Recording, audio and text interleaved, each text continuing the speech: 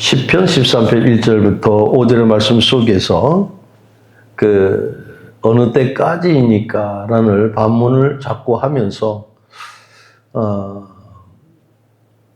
나의 눈을 밝혀달라고, 나의 눈을 밝혀주세요. 이렇게 하는 것을 보는데, 이 에타이라고 하는 이 단어는요, 어두워진 영안을 밝히셔서 더 이상 좌절 가운데 있지 말고 하나님의 얼굴과 하나님께서 준비하신 밝은 미래를 볼 수 있게 해달라고 간구하는 것으로 우리가 풀이를 해볼 수가 있습니다. 늘 우리는 영안이라고 하는 단어를 많이 씁니다. 그리고 세상적인 것은 바로 육신의 삶, 이걸 또 많이 표현하고도 있습니다. 육신의 삶, 육신의 생활, 불신앙, 세상적인 것, 이런 것은 하나님을 향한 신앙을 잃어버린 자들에게 표현하는 말씀이 있습니다. 그래서 오늘 영의 눈으로 볼 수 있는 것에 대해서 알게 해달라고, 육신의 눈으로만 보는 것이 삶에 있어서 그렇게 유익이 되지 못한다는 것을 시편 기자는 알 수가 있습니다. 그래서 우리는 때로는 에베소서 1장 18절의 말씀처럼 너희 마음의 눈을 밝히라 그랬습니다. 그리고 영의 눈이고 믿음의 눈을 가지고 살아갈 수 있는 것을 보게 되는데, 성경에 나오는 인물 중에서도 이삭이 노년에 육신의 눈이 어두워졌습니다. 그래서 야곱을 에서인 줄 알고 축복한 사건이 있습니다. 야곱은 늘 하나님의 복을 받기를 늘 간절히 바랐던 사람이잖아요. 그런데 참 희한하게도 이삭이 눈이 어두웠었습니다. 매우 눈이 침침해 있은 그 상황 속에서 그는 그 둘째 아들인 야곱에게 축복을 했습니다. 한마디로 여기서 육신의 눈이 어두워졌을 때 영적인 통찰력이 쇠약해졌다는 것입니다. 근데 어릴 때부터 야곱이 하나님의 복을 받고자 하는 마음이 늘 있었던 것을 이삭은 알 것입니다. 이삭은 알면서도 그걸 그냥 관망만 한 것을 보게 됩니다. 그런데 더 나이가 들어서 육신적인 눈이 어두워지니까 영적인 통찰력까지도 어두워져서 에서가 동생에게 그 축복권이 넘어갈 것이다 하는 것을 알고 있었지는 않았나 하는 것입니다.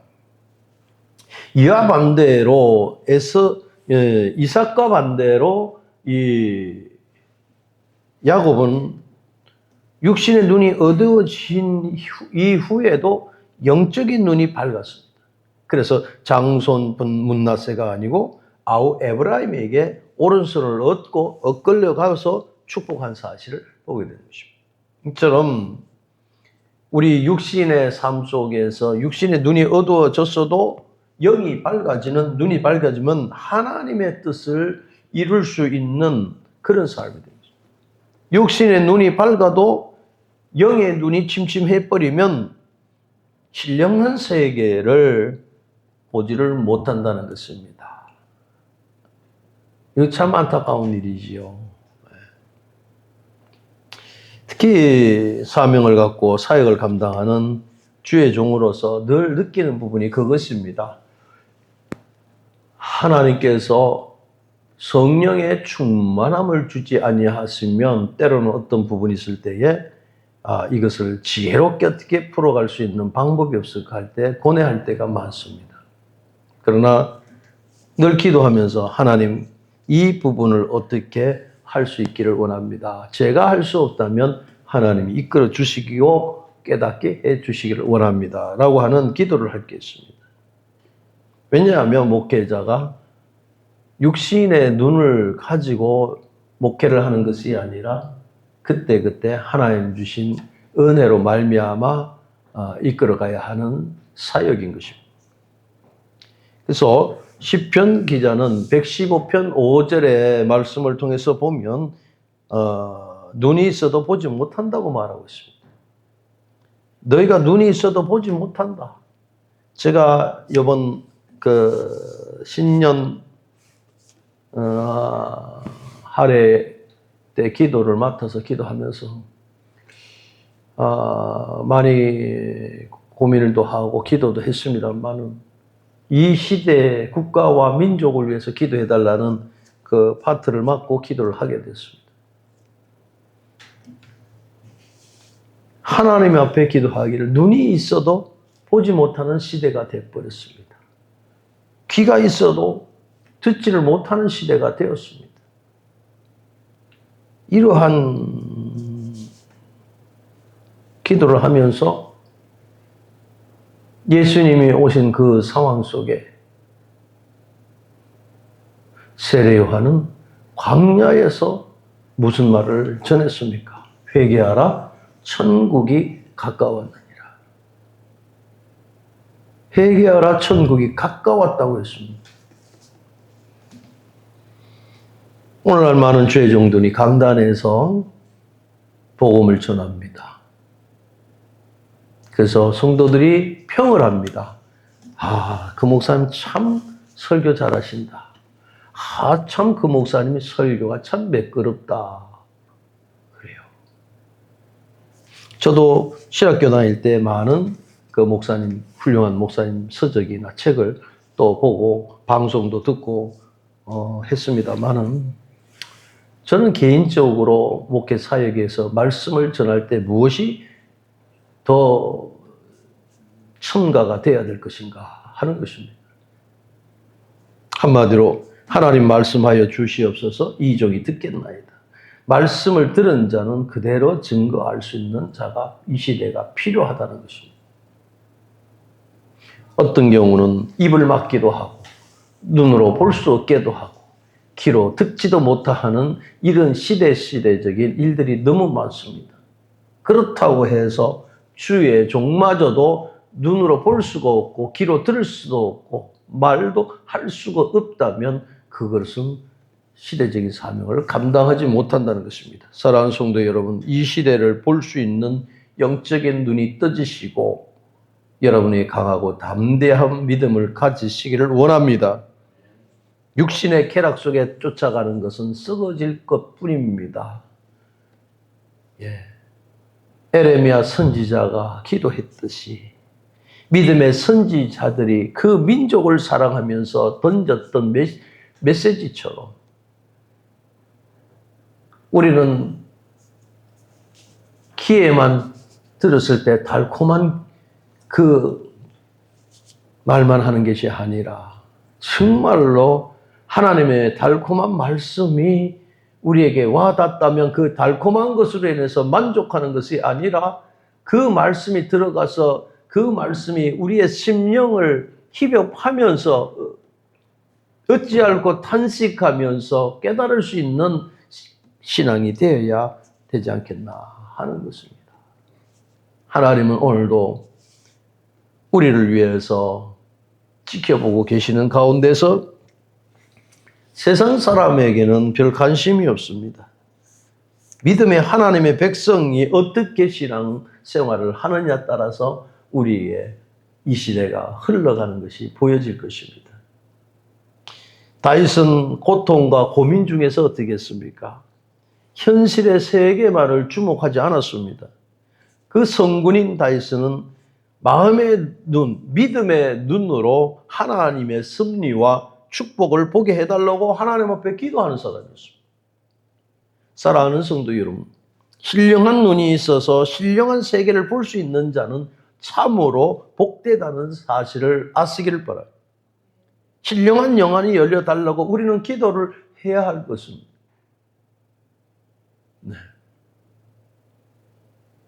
구체적인 그 영이 밝혀지기를 원한다는 것입니다.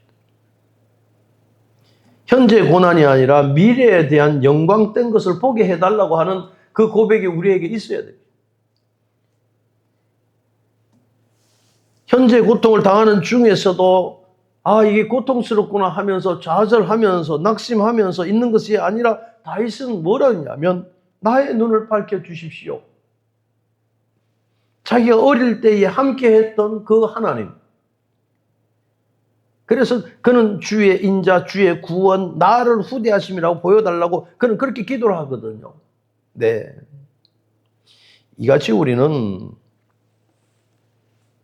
다윗이라고 하는 성군을 통해서 많은 교훈을 받게 됩니다. 그 삶 속이 왕이라고 하는 그 자리에서 그 지위를 가지고 살았던 행복한 삶도 있겠지만 그의 삶 속에서를 보면은 절망의 터널에서 늘 힘들어하고 있는 그 가운데서도 하나님은 다윗을 붙드심 속에서 그 터널을 빠져나오게끔 하시는 구원의 역사와 확신의 기쁨을 주게 되는 글을 보게 됩니다. 그래서 다윗이 시편에 쓰는 이 글귀 하나하나 시접이 아름다운 것입니다. 우리는 어떻습니까? 절망에 있으면 그냥 주저앉아 버립니다. 어찌할꼬 하고 탄식하고 말아버립니다. 그런데 어릴 때부터 하나님을 찬양하고 하나님의 섭리를 깊이 깨달은 다윗은 그저 하나님을 향해서 살아가는 그의 모습 속에서 보면은 절망의 늪이 있다 할지라도 절망의 터널이 있다 할지라도 그것을 빠져나갈 수 있는 용기가 어디서 나오느냐? 하나님을 보게 된다는 것입니다. 네. 그래서 우리가 시편을 귀하게 생각하는 거예요. 사랑하는 성도 여러분, 우리가 소망이 없으면 그 현실이 참담하고 어려울 것입니다. 어려울 것입니다. 예. 그러나 우리는 끝까지 하나님을 바라볼 수 있는 소망이 넘치는 그 신앙의 고백을 할 수 있는 자리가 되어야 될 줄로 믿습니다. 현재뿐만 아니라 미래까지도 해결자 되시는 주님을 바라볼 수 있는 그 믿음을 우리가 간직해 보면 어떨까 하는 생각입니다.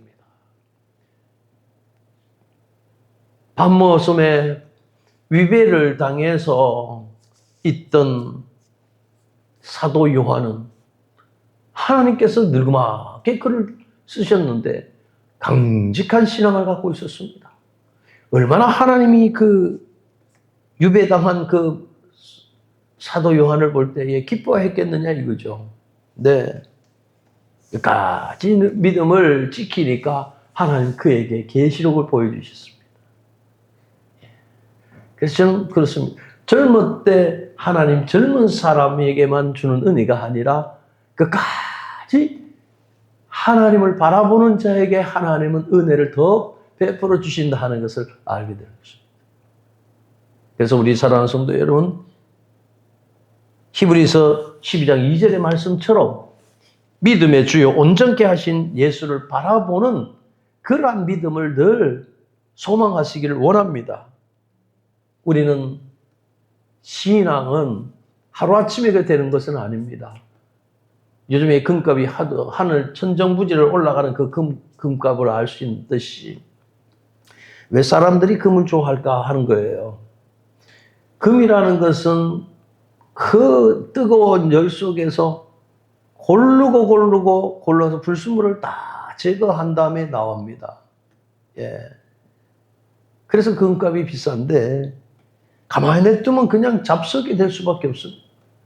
그런데 그걸 재련을 통해서 연단을 통해서 골르고골르해서 99.9라고 하는 순금이 나오게 되는 것입니다. 불순물을 제거하지 아니하면 그는 금의 가치가 없습니다. 그래서 그 뜨거운 것에 견뎌낸 다음에 금값이 이 기간 그 물질이 되듯이 우리 신앙도 금 같은 믿음이다 그렇게 할 때에 그러면 금이라고 하는 이 단어에 대해서는 좋아하지만 과연 나는 금 같은 믿음을 구하면서 그런 훈련을 받고 나가는 삶이 있어야 되는가 하는 것입니다. 누군가 다 좋은 건 좋아합니다. 귀한 건 귀하다고 생각을 합니다. 그러나 귀한 것이 거기에 오기까지 그냥 되는 것이 아무것도 없습니다. 여러분, 그래서 우리는 항상 주님을 바라보는 그 마음이 변치 않기를 소망하고 있다는 것입니다. 열왕기하 6장 15절부터 17절의 말씀을 보면 아람 군사와 병거들이 막 들어오고 있습니다. 엘리사가 있는 도단성을 쭉 이렇게 포위를 하고 있습니다. 이때 게하시가 이렇게 쳐다보니 한심한 거예요. 너무 두려운 거예요. 앞에 본 것은 군사들이 쫙 깔렸으니 이 어찌할꼬라고 하는 그 어려움이 있습니다. 이때 영의 눈이 떠졌던 엘리사는 게하시에게 얘기를 합니다. 책망까지도 합니다. 그래서 하나님 앞에 기도하기를 뭐라 했냐면, 하나님, 저희 눈을 열어서 보게 해 주십시오. 저희 눈을 열어서. 그 상황은 육신의 눈에 젖어 있는 그 게하시에게 하나님께서 보여달라고 하는 것을 할 때에 그 게하시가 눈이 열렸을 때 뭐가 보였습니까? 불말과 불병거가 산에 가득하다는 것을 보게 됐습니다.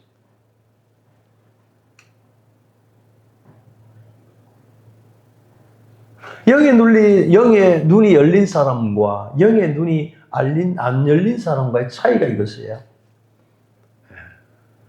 우리가 믿음의 주요 온전케 하신 주님을 바라보자 하겠지만, 바라보기만 하는 것도 아니지만 그 바라보는 그 주님을 내 안에 모실 수 있는 그리스도의 마음을 품고 살아가는 성도들은 오늘 게하시 같이 볼 수 있는 그런 눈이 되는 것이 아니라 바로 엘리사처럼 볼 수 있는 눈이 떠질 때에 이 시대적인 사역과 사명을 감당할 수 있는 하나님 백성이 된다는 것입니다.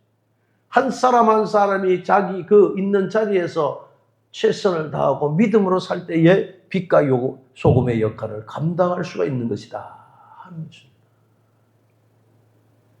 얼마나 중요한지는 모릅니다.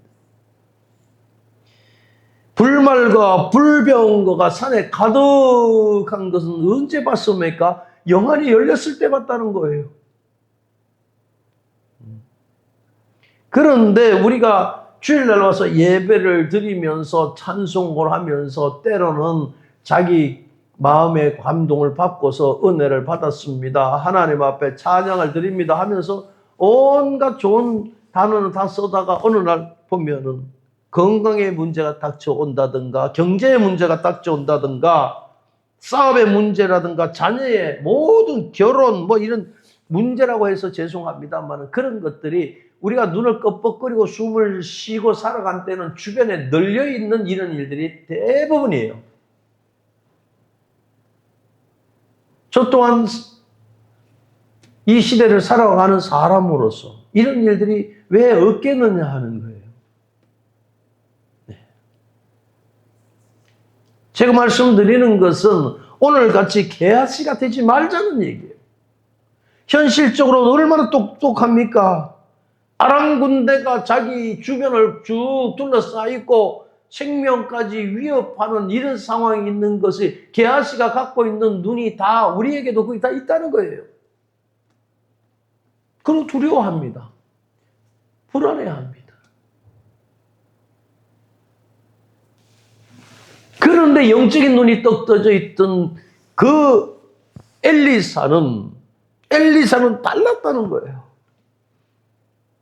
하나님의 시대적인 종으로서 그 시대를 바라볼 수 있는 영안이 열린 사람이었습니다. 그래서 우리가 하나님의 역사와 하나님의 이끄심과 하나님께서 주시는 복을 믿음의 안목으로 바라볼 수 있는 그러한 그 신앙이 될 때에 하나님께서는 저와 여러분에게 그 그릇에 채워주시는 역사가 일어난다는 것입니다. 그래서 주님께서 말씀을 아무것도 염려하지 말으라 그랬는데 아무것도 염려를 하고 쫓아다니는 것이 인간의 심성이에요. 주님께 맡기라고 했는데도 불구하고 내가 맡아가서 하려고 하는 것이 그 심성이에요. 희한하지요? 수고하고 무거운 짐진 자들아 다 내게로 오라 그러는데 무거운 짐을 지고 있었어도 내가 어떻게 한번 해보려고 하는 마음이 전전긍긍하는 거예요. 그것도 희한하지요? 왜 그것이 풀어지지 않겠습니까? 왜 그것이 답이 있는데도 풀어지지 않으려고 애를 씁니까?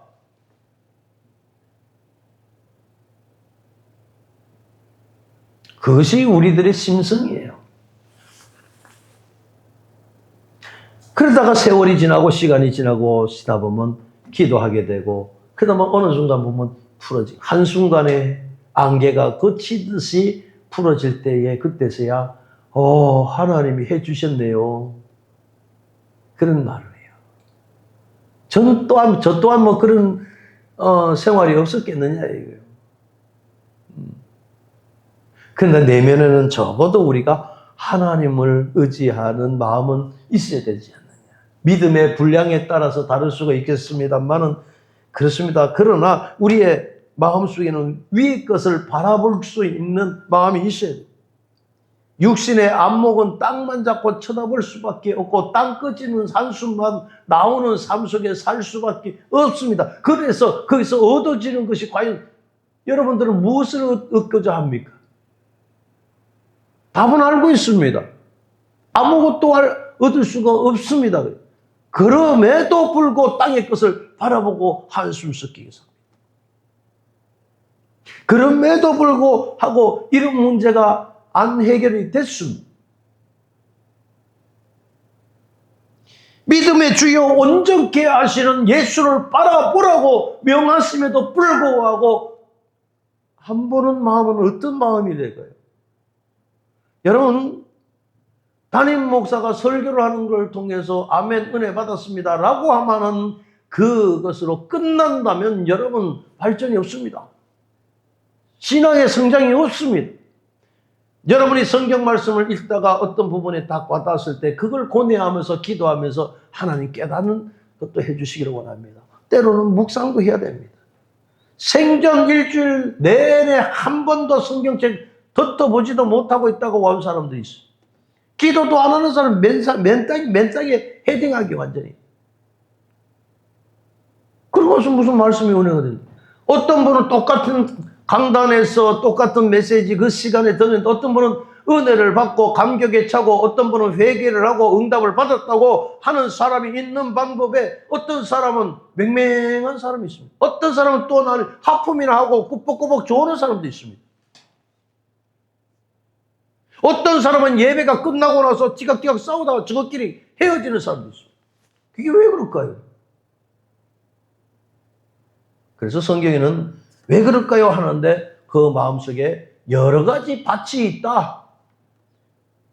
예. 도저히 말씀을 받아들이지 못하는 돌짝밭과 같은 마음과 가시 등불로 되어 있는 마음이 있다. 있다고 가르쳐 줬잖아요. 그런데 그것을 다 골라낸 옥토밭은 농부가 씨를 심기에 가장 좋은 밭이기 때문에 그 밭에 다 씨를 심는데 그 밭이 생명의 씨앗을 뿌릴 때에 그 밭에는 풍성한 열매가 맺으십니다. 여러분 환경 탓하지 마세요. 꼭 못난 사람이 환경 탓해요. 여러분을 뒤돌아보는 삶이 있기를 원합니다. 그리고 내가 성장할 수 있는 계기는 하나님의 말씀과 기도와 묵상과 순종입니다. 지금 당장 어떤 일이 해결되지 않는다 할지라도 한번 해보시기를 바랍니다. 해보시면 세월이 지나면 여러분 달라진 모습이 될 것입니다.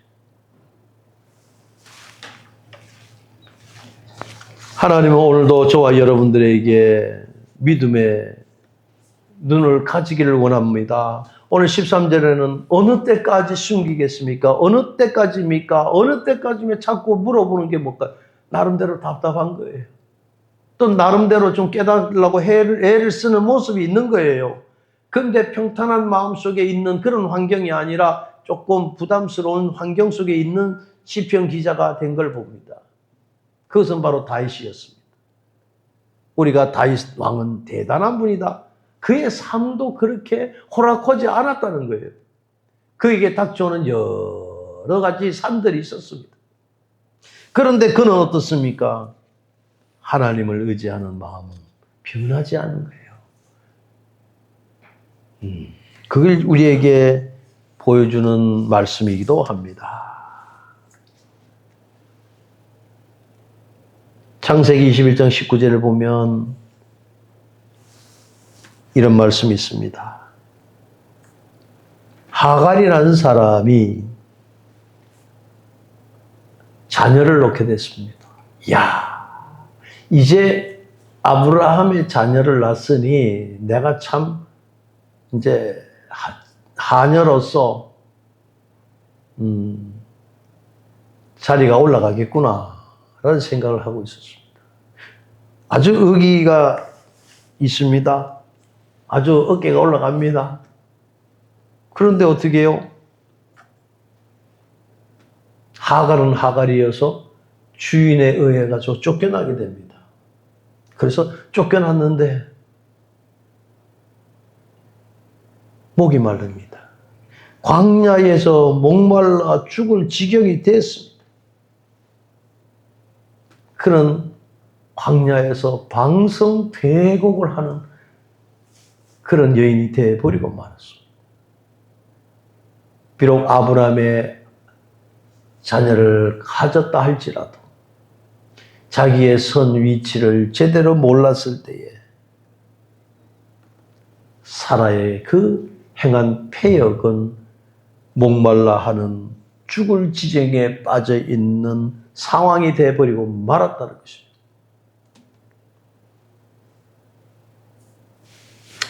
이렇게 할 때에 하나님께서 그에게 은혜를 베풀어 주십니다. 비록 하인인 여인이지만 그렇게 울면서 자기의 모습에 자기 위치를 잘못 생각했던 이 여인이 하나님 앞에 회개를 한 것입니다. 하나님께서는 이 여인에게 은혜를 베풀고 하갈의 눈을 밝혀주십니다. 샘물을 보게 했습니다. 그리고 가서 가죽 부대에 물을 채우다가 그 갈급하 있는 아들 이스마엘에게 물을 마시게 하신 것을 보입니다. 사랑하는 성도 여러분, 답답한 현실을 보면서 여러분 주저앉고 싶습니다. 고통스러운 문제 때문에 그냥 있습니다. 달콤한 쾌락만 보이는 그날 만족함으로 살아가려고 하는 그러한 안주하는 삶이 됩니까? 여러분, 이것은 옳지 않습니다. 이 시간에도 방송을 꺼놓고 보지도 않는 성도가 있습니다. 왜 그럴까요? 내 마음 문이 닫히기 때문에 그렇습니다. 주님께서 문 밖에서 두드린다 그랬습니다. 이런 자들은 속히 마음 문을 여시기를 바랍니다. 점점 눈이 어두워지면 사망과 침륜에 빠져 낭떠러지로 떨어질 수밖에 없는 삶인 것입니다.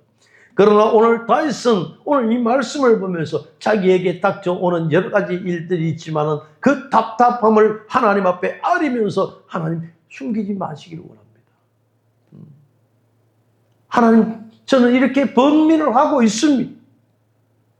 하나님, 나에게 은혜를 베풀어 주시고 5절, 나는 오직 주의 사랑을 의지하여 싸우니 나의 마음은 주의 구원을 기뻐하리이다. 이렇게 하나님을 기쁘시게 하는 이 단을 쓰는 다윗의 모습에 하나님은 가만히 계실 수가 없다는 것입니다. 사랑하는 성도 여러분, 누구나 어렵고 힘든 상황을 닥칩니다. 그렇기 때문에 우리 주님이 계십니다. 주님을 믿고 나가서 늘 승리하시는 삶이 있기를 주의 이름으로 축원을 드립니다. 은혜로우신 아버지 하나님, 답답한 현실 속에 갈 바를 알지 못하는 삶이 있을지라도 하나님을 바라보는 믿음의 신령한 눈이 떠지게 하여 주옵소서. 다윗도 어렵지만 그 상황 속에 우리 주님을, 하나님을 의지하는 그 믿음을 통하여 승리하는 삶이 인 것처럼 오늘 우리의 삶 속에서도 주의 은혜가 넘치도록 하나님 돌보아 주옵소서. 예수님의 이름으로 감사하며 기도 올리옵나이다. 아멘. 하늘에 계신 우리 아버지여,